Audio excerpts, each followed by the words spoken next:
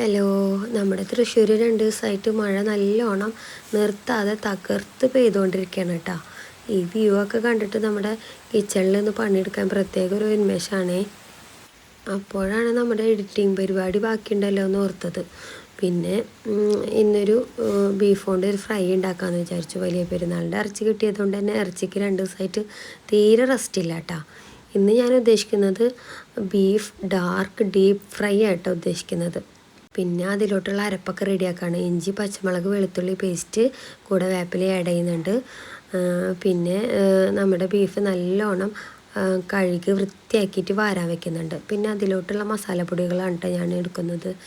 മുളക് പൊടി, മഞ്ഞൾപ്പൊടി, ഇത്തിരി കുരുമുളക് പൊടി, ഇഞ്ചി, പച്ചമുളക്, വെളുത്തുള്ളി പേസ്റ്റ്, കുറച്ച് ഉപ്പ്, ഇതെല്ലാം ആഡ് ചെയ്തിട്ട് നമ്മുടെ ബീഫ് നല്ലോണം ഒന്ന് മിക്സ് ചെയ്തിട്ട് കുറച്ച് നേരം റെസ്റ്റ് ചെയ്യാൻ വയ്ക്കാം. അപ്പോൾ അതാ ഇതുപോലെ ബീഫാക്കി എടുക്കുന്നുണ്ട് കേട്ടോ. പിന്നെ ഇതിനൊരു കോമ്പിനേഷൻ എന്നോണം ഞാൻ ചെറുപയർ ഉപ്പേരിയും കൂടെ സൈഡിൽ കൂടെ റെഡിയാക്കുന്നുണ്ട് കേട്ടോ. ഈ ഉപ്പേരിയുടെ കൂടെ ഈ ഡീപ് ഫ്രൈ നല്ല സൂപ്പർ കോമ്പിനേഷനാണ് കേട്ടോ. പിന്നെ ഇതാ നമ്മുടെ ബീഫ് ഒന്ന് കുക്കറിലാക്കിയിട്ടുണ്ട്. ഇന്ന് കുറച്ചധികം പണികളുണ്ടായിരുന്നു കേട്ടോ. നമ്മുടെ ഹാളിൻ്റെ കുറച്ചൊരു മേക്ക് ഓവർ നടത്തുന്ന കാരണം എന്താ ഇതുപോലെ പൊടിയും കാര്യങ്ങളൊക്കെ ഉണ്ടായിരുന്നു. അതിൻ്റെ ഇടയിൽ കുക്കർ ഞാൻ അടുപ്പത്ത് വെച്ചിട്ടാ.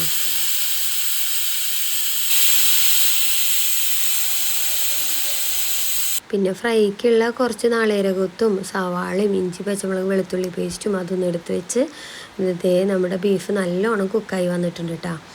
പിന്നെ ഇതൊന്നും നമ്മുടെ ഫ്രൈ പാനിലിട്ട് സംഭവം സെറ്റാക്കി എടുക്കണം. അതിനായിട്ട് ഇതാ വെളിച്ചെണ്ണയിൽ ഇഞ്ചി, പച്ചമുളക്, വെളുത്തുള്ളി പേസ്റ്റ്, സവാള, വേപ്പില ഇതെല്ലാം ഇട്ടിട്ട് കുറച്ച് ഒന്ന് ഫ്രൈ ആക്കി എടുക്കുന്നുണ്ട് കേട്ടോ. സവാള നല്ലോണം ഫ്രൈ ആയി പോകാൻ പാടില്ല കേട്ടോ. ഒരു 3/4 ഭാഗം വേവ് മാത്രമേ പാടുള്ളൂ. അതാണ് ഈ ഫ്രൈയുടെ ഹൈലൈറ്റ്. ഈ 3/4 ഭാഗം സവാള ഫ്രൈ ആകുമ്പോഴാണ് കേട്ടോ അതിൻ്റെ ഒരു ടേസ്റ്റ് നമ്മുടെ ബീഫിലോട്ട് ഇറങ്ങി നല്ലൊരു ടേസ്റ്റ് കിട്ടുന്നത്. ഇതുപോലെ ആവാൻ പാടത്തുള്ളൂ കേട്ടോ. പിന്നെ നമ്മുടെ ബീഫ് ഈ ഇതിലോട്ടൊന്ന് തട്ടിയിട്ട് കുറച്ച് നേരം ഒന്ന് മിക്സ് ചെയ്ത് നല്ലോണം മൂടി വെച്ച് വേവിച്ചെടുക്കണം കേട്ടോ.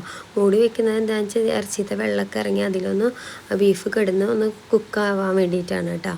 നമ്മൾ കുക്കറിൽ കുറച്ച് നേരം മാത്രമാണല്ലോ ഒന്ന് കുക്ക് ചെയ്തെടുത്തത്. 2 വിസിൽ മാത്രമേ ഞാൻ അടിച്ചിട്ടുണ്ടായിരുന്നുള്ളൂ. പിന്നെ ഈ വെള്ളത്തിൽ കിടന്നിട്ട് വേണം നമ്മുടെ ബീഫ് സെറ്റായി വരാൻ. പിന്നെ ഇതാ ലാസ്റ്റ് നമ്മുടെ താരമായ വേപ്പിലും കൂടെ ആഡ് ചെയ്ത് കൊടുത്തിട്ടുണ്ട് കേട്ടോ. അപ്പോൾ നമ്മുടെ ഫ്രൈ റെഡി ആയിട്ടുണ്ട്. അപ്പോൾ എല്ലാവരും ഇതുപോലെ ഒന്ന് ട്രൈ ആക്കി നോക്കണം കേട്ടോ. അപ്പോഴാണ് ഈ ഒരു സീന് കണ്ണിപ്പെടുന്നത് കേട്ടോ. പിന്നെ ഇതാ നമ്മുടെ ഹാള് നല്ലോണം ഇതുപോലെ ഒന്ന് ക്ലീൻ ആക്കി എടുക്കുകയും ചെയ്തു. പിന്നെ കുറച്ച് നേരം കഴിഞ്ഞപ്പോൾ ആ ടി വിയിൽ നമ്മുടെ നന്ദന സിനിമ കണ്ണിപ്പെട്ടു. പിന്നെ പറയണ്ടല്ലോ, അവിടെ ഇരുന്ന് സ്റ്റക്കായി പോയി.